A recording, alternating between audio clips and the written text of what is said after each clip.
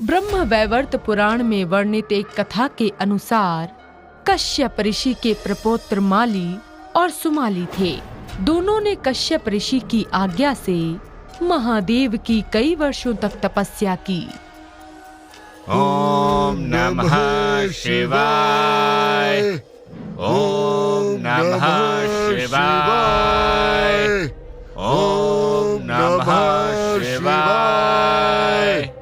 महादेव ने उन दोनों की तपस्या से अति प्रसन्न होकर उन्हें दर्शन दिए और वरदान मांगने को कहा। भक्त माली और सुमाली, अपने नेत्र खोलो, बोलो तुम्हें मुझसे क्या वरदान चाहिए। हे महाकाल, कदाचित आप ही काल यानी मृत्यु हैं और मृत्यु का भय हर किसी को भयभीत करता है।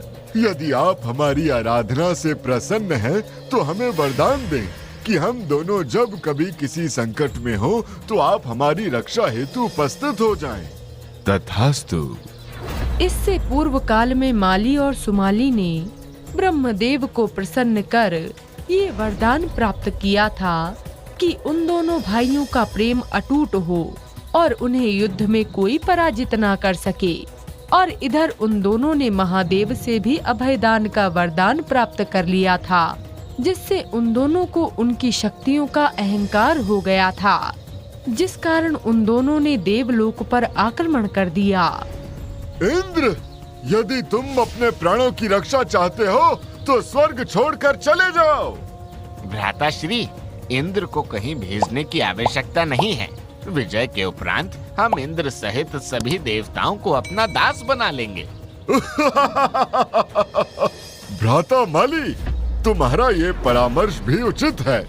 हमारी सेना के लिए देवताओं से उचित कौन होगा? इंद्रदेव माली और सुमाली की ललकार सुनकर युद्ध स्थल में उपस्थित होते हैं। मूर्ख असुर, क्या तुम्हें मृत्यु से भय नहीं लगता, जो स्वर्ग लोक अपने प्राणों की आहुति देने आए हो? मूर्ख इंद्र, मृत्यु का भय, वो भी हमें? कदापि नहीं, क्योंकि जिसकी रक्षा स्वयं महादेव करें, उनके सामने मृत्यु भी अपना मार्ग बदल लेती है। जिसके उपरांत असुरों और इंद्रदेव के मध्य महाप्रलयंकारी युद्ध छिड़ जाता है, जिसमें सुमाली और इंद्रदेव के मध्य गदा युद्ध आरंभ हो जाता है।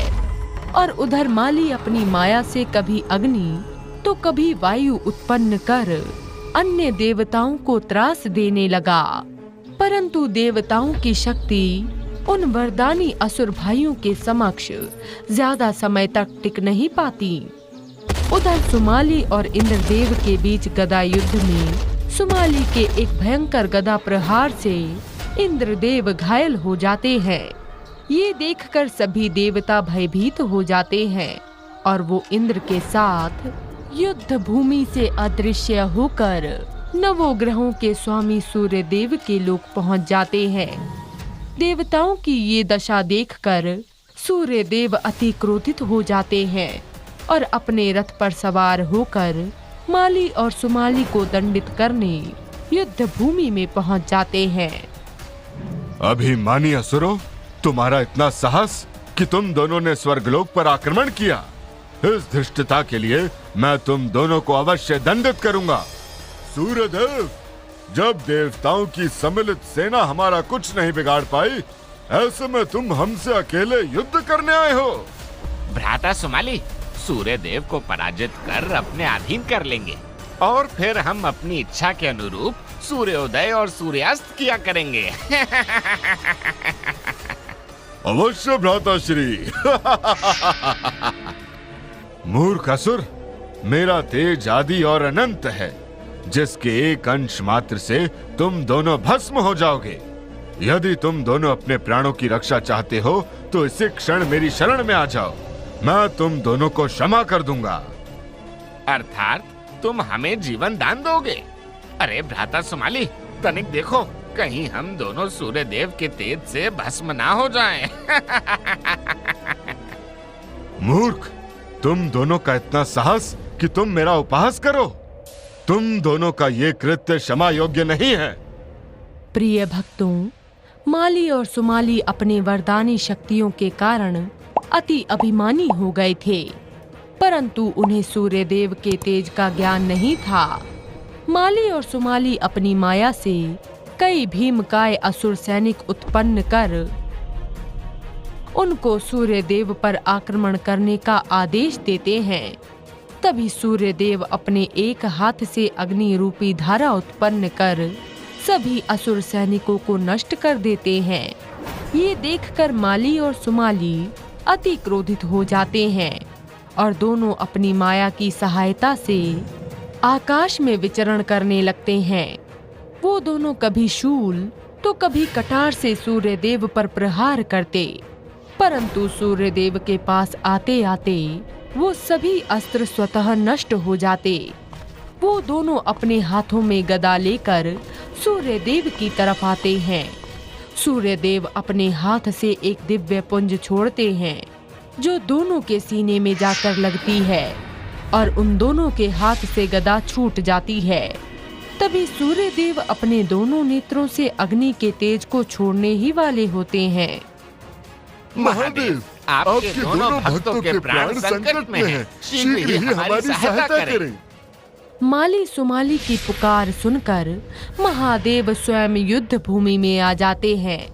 वहीं महादेव को युद्ध भूमि में देखकर सूर्यदेव अचरज में पड़ जाते हैं। आखिर स्वयं महादेव कैसे इन दोनों अत्याचारी असुरों की रक्षा करने आ गए? हे महादेव, आपने हमें वचन दिया था, यदि हम दोनों पर कोई संकट आ जाए तो आप सदैव हमारी रक्षा करेंगे। प्रभु, इससे पहले कि सूर्यदेव हमारा वध करें, आप ही सूर्यदेव का अंत कर दीजिए। हे महादेव, इन वरदानी असुरों की रक्षा ना करें और ना ही मेरे मार्ग में बाधा उत्पन्न करें, क्योंकि इन्हें दंडित करना मेरा कर्तव्य है। सूर्यदेव, मैं वचनबद्ध हूँ, क्योंकि मैंने इन दोनों असुर भाइयों के प्राणों की रक्षा का वचन दिया है। हे प्रभु, ये आपकी कैसी वचनबद्धता है और कैसे हैं आपके ये भक्त जो सदाचार, धर्म और कर्म से विमुख होकर अन्याय और अत्याचार के मार्ग का अनुसरण कर रहे हैं? सूर्यदेव, अपने वचन के अनुसार इन दोनों की रक्षा करना मेरा उत्तरदायित्व है। प्रभु, इन दोनों के द्वारा पीड़ित देवतागण मेरी शरण में आए हैं, अतः इन दोनों को दंडित करना मेरा अंतिम उद्देश्य है। सूर्यदेव महादेव को अपने समक्ष खड़ा देखकर तनिक भी विचलित नहीं होते हैं, क्योंकि वो माली और सुमाली को दंडित करना अपना कर्तव्य समझते हैं, जिसके लिए सूर्यदेव अपने दोनों नेत्रों से अग्नि की किरण छोड़ते हैं, जिससे माली और सुमाली को भयंकर पीड़ा होने लगती है। जब महादेव अपने दोनों भक्तों को कष्ट में देखते हैं तो वो अपने त्रिशूल से सूर्यदेव की अग्नि किरण को नष्ट कर देते हैं। सूर्यदेव पुनः अपने नेत्र से अग्नि का एक पाश उत्पन्न कर माली और सुमाली को भस्म करने की कोशिश करते हैं, जिसे देखकर महादेव अति क्रोधित हो जाते हैं और अपने त्रिशूल से सूर्यदेव का सर धड़ से अलग कर देते हैं। सूर्यदेव का सर धड़ से अलग होते ही समस्त सृष्टि में अंधकार छा जाता है। जब ऋषि कश्यप को ये सब ज्ञात हुआ तो ऋषि कश्यप वहां पहुंच जाते हैं और अपने पुत्र मोह में सूर्यदेव की मृतदेह के निकट बैठकर शोक करने लगते हैं और महादेव से याचना करने लगते हैं कि वो सूर्यदेव को प्राण दान दें, परंतु महादेव कश्यप ऋषि का शोक निवारण नहीं करते। तभी ऋषि कश्यप पुत्र मोह में महादेव से कहते हैं, हे महादेव, आपने ये कैसा अनर्थ कर दिया। मेरा पुत्र सिर्फ अपने कर्तव्य का पालन कर रहा था, फिर आपने ऐसा अनुचित कार्य क्यों किया? हे ऋषिवर, मैं भी अपने भक्तों के अधीन होकर अपने कर्तव्य व धर्म का निर्वहन कर रहा था। उन असुर भाइयों की रक्षा और मेरे पुत्र का अंत कैसा कर्तव्य व धर्म हो सकता है महादेव? आप मेरे पुत्र की मृत्यु के दोषी हैं, इसलिए मैं आपको श्राप देता हूँ कि एक दिन आप भी क्रोध के वशीभूत होकर स्वयं अपने पुत्र का सर धड़ से अलग कर देंगे। हे ऋषिवर, नियति को भला कौन टाल सकता है, परंतु मैं सूर्यदेव को प्राण दान देता हूँ, क्योंकि सूर्यदेव अपने समक्ष काल को देखकर भी अपने कर्तव्य और धर्म से तनिक भी विचलित नहीं हुए।